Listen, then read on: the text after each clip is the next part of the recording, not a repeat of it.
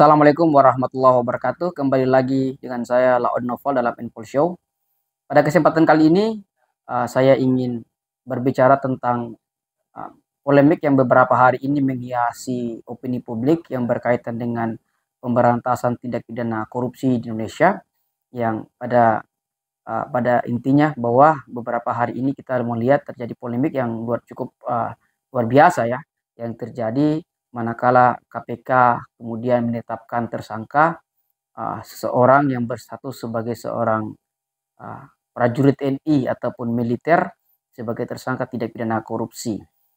Nah, ini kemudian menjadi sebuah polemik karena kemudian setelah KPK menetapkan yang bersangkutan sebagai tersangka, kemudian KPK dengan pimpinannya tentunya melakukan konferensi pers yang pada intinya adalah menyatakan bahwa penetapan tersangka yang dilakukan oleh KPK terhadap uh, yang dalam hal ini adalah Kepala Basarnas yang merupakan seorang prajurit aktif TNI itu merupakan satu tindakan yang keliru, ya kan, atau khilaf yang dilakukan oleh Komisi Pemberantasan Tindak Pidana Korupsi ini, ya kan, yang dilakukan oleh lembaga anti rasuah. Ini tentu menuai polemik yang sangat luar biasa karena banyak yang mengatakan kok bisa lembaga seperti KPK kemudian di sana terdapat tokoh-tokoh yang yang ataupun begawan-begawan hukum ya kita tahu seperti itu, ternyata kemudian setelah menetapkan seseorang sebagai tersangka kemudian mencabut lagi dengan mengatakan bahwa KPK telah keliru dan seterusnya. Nah, itulah terjadi polemik di situ. Nah, tapi saya mau membicarakan secara perspektif hukum. Memang kita harus paham betul bahwa eh, antara sipil dan militer itu tentu berbeda, ya kan? Kalau kita masyarakat sipil, tentu kita ada hukum yang kemudian mengatur kita adalah hukum-hukum yang bersifat sipil, hukum umum. Tapi untuk masalah ketika ada tindak pidana yang dilakukan oleh seorang prajurit aktif ataupun anggota militer aktif, maka tentu ada hukum khusus yang mengaturnya.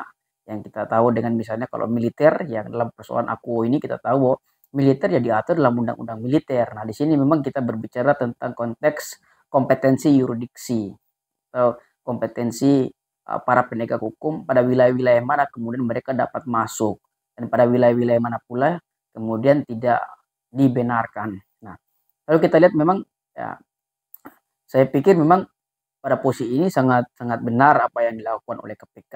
Namun memang sangat disayangkan ya, kenapa ini terjadi ketika KPK telah menetapkan yang bersangkutan anggota TNI tersebut ya Kepala Basarnas sebagai tersangka kemudian mencabutnya. Nah, ini artinya kita melihat bahwa ada proses hukum yang memang perlu dievaluasi dalam penegakan tindak pidana korupsi kita yang dilakukan oleh lembaga anti rasuah KPK ini. Itu kita harus akui dan kita sadari inilah poin-poin yang memang perlu untuk kita evaluasi. Nah, berikutnya saya ingin katakan memang yang paling terpenting daripada persoalan ini adalah kita menjaga agar substansi, ya kan, atau pokok permasalahan atau hasil verifikasi, hasil investigasi yang dilakukan oleh KPK itu yang hari ini sudah kita lihat dilimpahkan kepada militer agar uh, apa segala hal yang alat-alat bukti yang kemudian telah diperoleh untuk menetapkan Kepala Basarnas sebagai tersangka tindak pidana korupsi tersebut yang dimiliki oleh KPK diserahkan kepada militer. Ya, ini yang kita kawal bahwa substansi poin pentingnya adalah ini kemudian tidak hilang, tidak terjadi missing. Nah, ini yang paling penting. Nah, sekarang ini kan kalau kita mau berbicara tentang KPK dan seterusnya, tentu KPK seperti apa tentu tidak akan menyelesaikan permasalahan, ya kan? Kita harus paham ini kan persoalan kompetensi. Kita sudah paham betul bahwa masing-masing penegak hukum itu memiliki kewenangan masing-masing. Ada wilayah-wilayah yang kemudian tidak boleh terjadi tumpang tindih atau tidak boleh saling mensabotase lahan masing-masing, kira-kira seperti itu. Nah, untuk itu yang paling penting adalah dalam peristiwa ini yang paling terpenting bahwa ah, yang sudah dijadikan bahan oleh KPK dalam menetapkan Kepala Basarnas yang jadi seorang anggota yang merupakan anggota atau prajurit aktif militer ini, itu bahan-bahan itu kemudian tetap ditindaklanjuti oleh militer, ya kan, oleh penegak hukum di lingkup militer Ya, ini yang paling penting, substansinya itu yang sebetulnya harus dijaga, harus dikawal, bukan pada persoalan kita ribut-ribut dan seterusnya. Yang ribut-ribut persoalan dengan KPK yang katanya gila dan seterusnya, ya biarlah itu kita anggap sebagai bahan evaluasi, ya kan?